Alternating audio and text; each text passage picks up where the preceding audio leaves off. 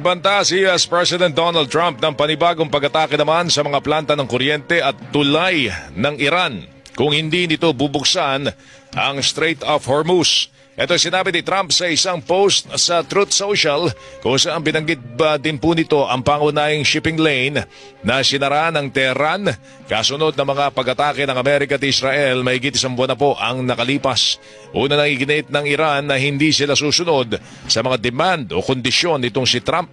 Sinabi rin po ni Iran Foreign Minister Abbas Araghchi na bagamat bukas sa peace talks ang Iran o usapang pangkapayapaan sa pamamagitan po ng Pakistan, dapat matiyak na magre-resulta po ito sa pangmatagalang pagtatapos ng giyera. Sa ngayon, nasa ika-6 na linggo na po ang giyera sa pagitan po ng Israel, Iran at Amerika at nagpalawak sa tensyon sa buong gitnang silangan at nakaapekto naman sa pandaigdigang ekonomiya.